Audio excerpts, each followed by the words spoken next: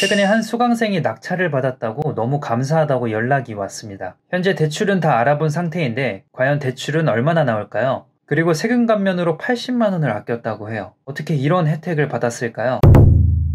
저를 처음 보시는 분들을 위해 짧게 소개하자면 저는 28살에 경매로 주택 3채를 사서 월세를 받고 있습니다. 실제 수익에 대해 궁금해하시는 분들이 있는데 이전에 올려둔 2020년도 1년 수익에 대한 영상을 보시면 될 것 같고, 제 영상들을 보면 아시겠지만 대부분 경매로 주택을 사서 월세를 받는 현금 흐름에 대해서 말을 합니다. 그리고 많은 분들이 관심을 가져주시면서 9개월 만에 구독자 5만 명이 되었죠. 다른 사람의 경험을 듣고 필요한 정보를 얻어가는 현명한 분들이 많은 것 같아요.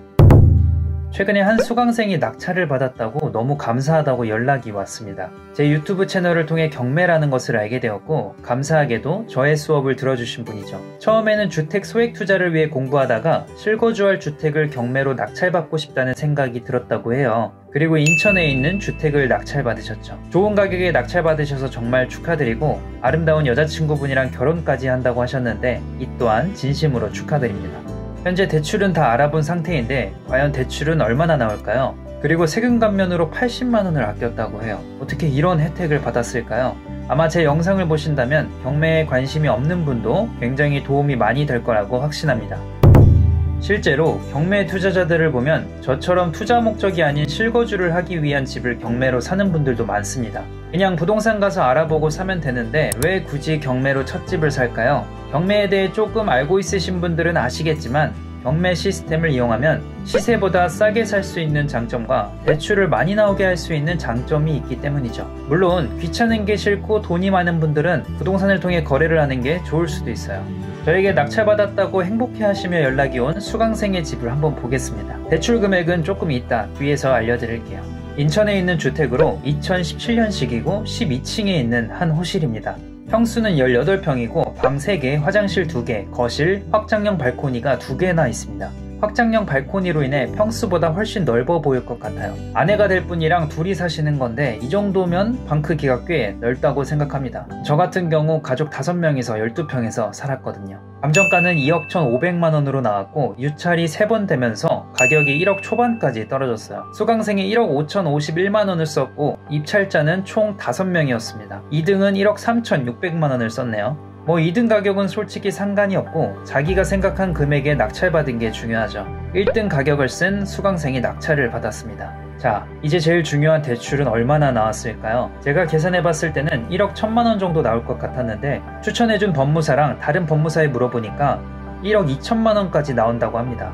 낙찰가 대비 80% 가까이 되는 거죠. 현재 무주택자 기준 규제지역 대출은 많아봐야 50%입니다. 그런데 이분은 경매 시스템을 잘 이용하여 대출을 80%까지 받았어요.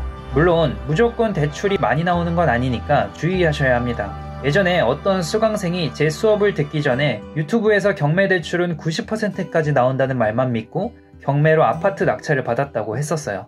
그런데 실제로는 대출이 60% 정도밖에 안 나왔다고 합니다.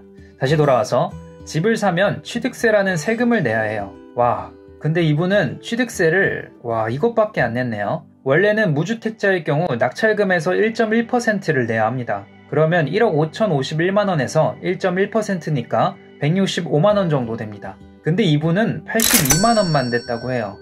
그리고 원래는 취득세를 아예 안 내도 됐다고 하는데 이게 무슨 말일까요? 현재 주택법안을 보면 생애 최초로 주택을 살 경우 취득세 100% 감면입니다. 취득세를 안 내는 거죠. 근데 1억 5천 초과 3억 원 이하, 수도권은 4억 원 이하로 살 경우 원래 내야 하는 취득세에서 50%만 감면이 됩니다.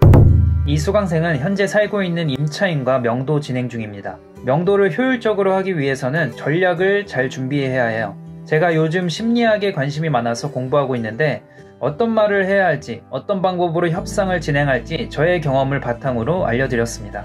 명도 잘 마무리해보고 그 과정에 대해서는 영상으로 따로 공개해볼게요.